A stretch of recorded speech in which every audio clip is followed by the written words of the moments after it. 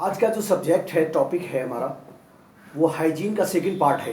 कल बताया personal hygiene या इंटरनल हाइजीन।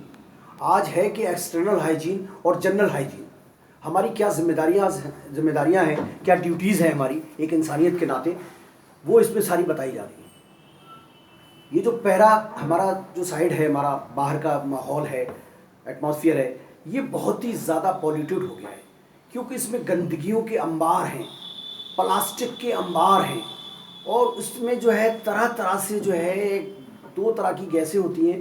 एक कार्बन डाइऑक्साइड होती है, एक कार्बन मोनोऑक्साइड होती है। ये जो कार्बन मोनोऑक्साइड है ये हमारी धुएं से होती है, और जो हमारी जितनी भी फैक्ट्रीज़ हैं, भट्टे हैं, और हमारी जितने भी लाशघर हैं, जितनी हमारी ये किसानों के ज़रिए जलाए गए प्याल हैं, इन सब में कार्बन मोनोऑक्साइड जो है वो गैस निकलती है, जो शरीर के लिए बहुत ही हानिकारक है। एक तो इन्फेक्शन का हमला होता है हमारे शरीर पे, और वहाँ पर हम एक जहर बॉडी में छोड़ दें तो हमारे लिए डबल डेंजर हो जाता है, वो डबल नुकसानदेह हो जाता है, और हमारी लाइफ जो है बहुत पजल्ड और मुश्किलात में फंस जाती है। हमारी ड्यूटी है कि इन गैसों से कैसे निपटा जाए, इस बाहर के माहौल की गंदगी से कैसे निपटा जाए।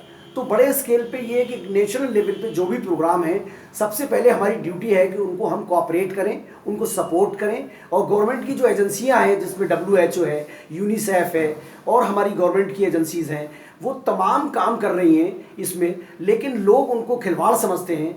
सारे वैक्सीनेशन हमारे हो रहे हैं, लाखों करोड़ों रुपए की वैक्सीन आ रही है, और लोग लगाने से उसको इनकार कर देते हैं, जबकि ये हमारे लिए बहुत ही आसानियां हैं कि बड़ी बड़ी जहरीली गैस, जहरीली दवाएं जो शरीर में जा रही हैं, इस शरीर को कैसे हम जिंदा रखें, कैसे सरवाइव करें। तो ये जो सपोर्टेड प्रोग्राम हैं हमारे, इनको हमें सपोर्ट करना चाहिए। इनके लिए हमारा जो भी हो सकता है इसके लिए करें। और हम दूसरी हमारी ड्यूटी ये है कि इस पर्यावरण को बचाने के लिए अपना घर अगर आपका बड़ा है तो कम से कम 10 पेड़ उसके अंदर ज़रूर लगाएं। ये जो गैसें हैं हमारी, जो पेड़ हैं, हमारे पेड़ पौधे हैं, ये इसको एब्जॉर्ब करते हैं और एक रिएक्शन करके इस गैस की जगह ऑक्सीजन बना देते हैं वो। तो जो वो ऑक्सीजन है वो हमारी हेल्थ के लिए फ़ायदेमंद है। और जो ये कार्बन डाइऑक्साइड है जो हम मुंह से हमारे निकल रही है, हमारे नालियों से, पनालों से, टैंकों से, टैंकों में हमारे कोई सेफ्टी नहीं है। किसी तरह का लोग टैंक बना के लैट्रीन बना लेते हैं, लेकिन उसके अंदर गैस के लिए बाईपास नहीं करते। और ये सारी गैसेस जो हैं हमारी लैट्रीन एनस के ज़रिए, एनस इसको एब्जॉर्ब करती है, और एब्जॉर्ब करके वहाँ पर सबसे पहले क्या होता है कि वहाँ इन्फ्लेमेशन हो जाती है। और इन्फ्लेमेशन एनस की जगह होने के बाद क्या होता है कि वहाँ टाइटनेस हो जाती है। और जब टाइटनेस हो जाती है तो हमारी जो लैट्रीन का फ्लो है वो वहाँ हमारा कम हो जाता है, और वहाँ हमारी लैट्रीन फिर अंदर रुकती है तो वो सूखने लगती है। और सूखने के बाद हमारे उसके जो है छोटी छोटी गांठें टाइप की बन जाती हैं, और फिर हम प्रेशर से जब उनको निकालते हैं तो हमारी मसल्स जो है वो सब रैप्चर हो जाती हैं। जब रैप्चर हो जाती हैं तो इंटरनल ब्लीड हो जाता है, ब्लीडिंग हो जाती है। और जब वो ब्लीडिंग प्रोफ्यूज हो जाती है तो वो बाहर निकलने लगती है, और हम कहते हैं कि भाई चलो क्या हो गया, खून आ रहा है टट्टी में, डॉक्टर को दिखाते हैं, डॉक्टर कहता है पाइल्स हो गई। आगे जाके यही पाइल्स हमारी जो है फिर अंदर जाके कैंकर और कॉन्काई टाइप की जो गांठें हैं, जिसे मस्से कहते हैं, वो मस्से हमारे ग्रोन अप हो जाते हैं। और वो मस्से अंदर, चूँकि वो फॉर्म एक फ्लेक्सिबल है, हमारी एनस 4 इंच तक आराम से वो फ्लेक्स हो जाती है।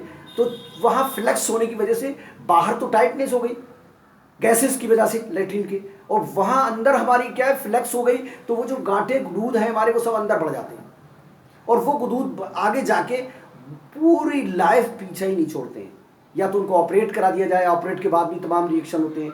और उसके बाद इसमें भी क्या है कि बड़ा एक चीप रेमेडी आजकल चल रही है, जो गांव देहात बंगाली डॉक्टर जो हैं इसको कर रहे हैं, और वो भोले भाले देहाती लोगों को फंसा लेते हैं अपने जाल में, और लंबे चौड़े पैसे वसूल के दर्जा 2 पास, 8 पास, 3 पास, अनपढ़ भी ये सारे काम कर रहे हैं। और सने पुते औजार उसमें घुसेड़ के, और उसमें सनी पुती मेडिसन रखी रखाई धूल चाटी अलमारियों में पड़ी हैं और उनके बैगों में पड़ी हुई हैं, और तमाम रोटेट इन्फेक्शन हो रहा है, और वो उनसे जो है बड़ा नुकसान हमारा हो रहा है सोसाइटी का। इससे हमें बचना चाहिए और अच्छे डॉक्टर सर्जन को ही दिखाना चाहिए। इसके अलावा भी हमारे बहुत सारे इलाज हैं, जिसमें कि तमाम बंगाली आके वहाँ जो अपने बोर्ड लगा लेते हैं कि भाई हम तो खाली भगंदर कर रहे हैं, लेकिन पता चला पूरा नर्सिंग होम कर रहे हैं। पूरा वो तो ऑपरेशन कर रहे हैं, पूरा इलाज कर रहे हैं, फिर गांव के गांव घेरते चले जा रहे हैं और लाखों की तादाद में आज बंगाल से यूपी को पूरा घेर लिया है। और यूपी में जो क्वालिफाइड कैडर है उसके लिए एम्प्लॉयड की बहुत प्रॉब्लम हो गई है, प्रैक्टिस की प्रॉब्लम है, क्योंकि इन लोगों ने कोई गाँव छोड़ा ही नहीं है। तो झोला छाप की भरमार इतनी है आज कि जो और समाज में पॉल्यूशन की बुराइयां हैं, तो ये झोला छाप भी एक सोर्स है बीमारी को फैलाने की, क्योंकि इनको तमीज़ नहीं होता कि किस तरह से इंस्ट्रूमेंट रखे जाएं, किस तरह से रखा जाए। दांत उखड़ने की प्रथा देहातों में देखो कि तमाम इन्फेक्शन हमारी बॉडी में वो छोड़ जाते हैं दांत उखड़ने वाले, और थैला लिया मैले को चले औजार उसमें डाल के और दांत उखड़ना शुरू कर देते हैं, और भोले वाले लोग उनके जाल में फंस जाते हैं क्योंकि सस्ता इलाज करते हैं, और वो बहुत बीमारियों का फिर शिकार हो जाते हैं और वो दूसरों को भी बीमारियाँ फैलाते हैं। तो ये जो हमारी सराउंडिंग है हमारी, इसके अंदर और बहुत सारी चीज़ें हैं कि जैसे पिछले बताया कि खतना करने वाले भी गांव गांव घूमते हैं, कान की सफाई करने वाले गांव गांव घूमते हैं, और इतनी फीसें कर रखी हैं, और वो उन्होंने रुई के गुल्ले के गुल्ले लिए खुले हुए और बालों में उलझा लिए, जबकि बाल तो एक सोर्स है बीमारी की जरासीम का, और वहाँ पर हवा में घूम रहे हैं काटन के पैकेट कानों में लगाए हुए, और सड़े हुए औजार, पुते हुए औजार, गंदे एक दूसरे के मैल और कुचैले पड़े हुए औजार, उनके पास ना स्पिरिट है ना एंटीसेप्टिक कोई लोशन है, और वो गाँवों में जाके कानों की सफाई कर रहे हैं, और बच्चों के कानों की सफाई, और वो तमाम छोड़ छाड़ के हमारे लिए बीमारी के बास बनते हैं। हमें इससे जो है बचना चाहिए और अपनी चारों तरफ की सफाई का ध्यान रखना चाहिए, और हफ्ते में कम से कम एक बार अपने घर की ज़रूर सफाई करें, और उसमें चूने का जो है छिड़काव करें, और ताकि वो हमारे बैक्टीरिया फ्री हमारा घर रहे और मच्छरों से हम लोग आज़ाद बस आ जाए। देखने के बाद अगर आपको लगे कि कुछ टॉपिक हमारे आपके लिए नीडेड है तो आप हमें बताइए और फीडबैक करिए, ताकि हमारी हिम्मत बढ़े और हम आगे बढ़ें। बस इतना ही।